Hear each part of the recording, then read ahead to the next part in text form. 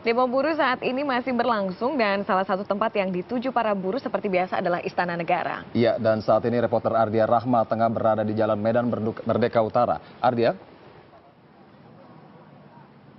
Betul sekali Cita dan Aris, memang unjuk rasa untuk memperingati Hari Buruh Sedunia ini berlangsung di beberapa lokasi di Jakarta, salah satunya di depan Istana Negara. Dan memang ini sejak pukul 9:30 tadi sudah ada rombongan dari Serikat Buruh, mulai dari sekitar Jabodetabek juga dari daerah Pandeglang, dan memang ini sudah ratusan buruh yang memberikan tuntutan kepada pemerintah, baik itu seperti misalnya tadi KSPI datang untuk menuntut adanya BPJS, lalu kedua adanya penghapusan outsourcing, dan yang ketiga ini adalah kenaikan UMP sebesar 30%. Nah, dari mana perhitungan kenaikan 30% ini? Saya bersama Sekjen KSPI Muhammad Rusdi. Bang, ini kan salah satu tuntutan dari KSPI ini adalah kenaikan UMP 30% ya. Ini hitung-hitungannya dari mana?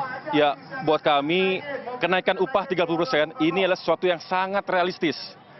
Upah di Jabodetabek baru 2,4 juta. Di Jawa Tengah masih di bawah 1 juta. 2,4 juta ini kalau naik 30% baru 3 juta. Sedangkan saat ini saja Cina sudah 3,1, kemudian juga Thailand sudah 3,2, Filipina sudah 3,7 juta. Ini secara makro kita udah jauh tertinggal. Artinya 30 ini udah merem aja, udah gampang lah itu kan, seharusnya gampang.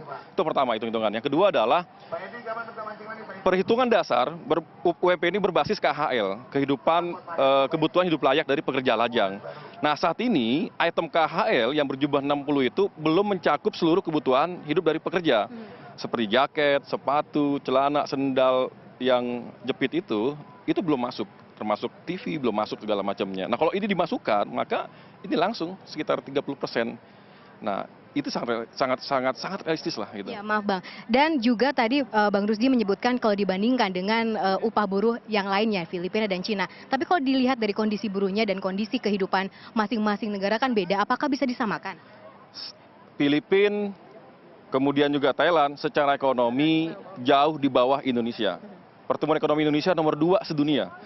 Dan juga ekonomi kita sekarang nomor 15 dunia, makanya kita masuk G20. Kita tertinggi di ASEAN. Artinya Indonesia ini udah negara besar, tapi kok upahnya masih 1 juta. Di Jawa Tengah bahkan masih 900.000. Bahkan kawan-kawan kami dari para pegawai honor dan juga guru honor, mereka masih mendapat 300.000 dan jumlahnya 1,6. Ini bicara upah, bukan hanya pekerja swasta saja, tapi juga teman-teman kita, saudara kita yang telah mengabdi di negara, yang mereka telah bekerja puluhan tahun bahkan 20 tahun, ternyata gajinya 300.000 saja. Ini adalah sebuah mindset dari negara yang memang gagal dan tidak serius dalam mensejahterakan rakyatnya. Ini baru bicara upah.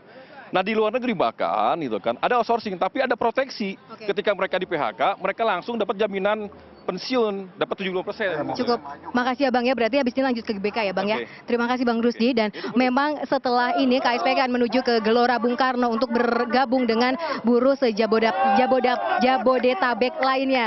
Dan setelah ini memang rencananya Kapolri akan datang ke depan Istana Negara, setelah tadi sebelumnya Kapolres dan juga Kapolda sudah datang ke depan Istana Negara untuk memantau bagaimana kesiapan keamanan di depan Istana Negara. Dan untuk menghibur para buruh ini memang juga tadi sempat ada beberapa kesenian yang ditampilkan, terutama tadi dari Pandeglang, Banten, sempat ada kesenian yang ditampilkan. Dan untuk keamanan sendiri ini petugas dari gabungan dari Polda dan juga Polres serta TNI sekitar 18.000 personil yang diturunkan untuk hari ini. Cita dan Aris. Iya. Ya, terima kasih Ardia Rahma melaporkan dari depan Istana Negara.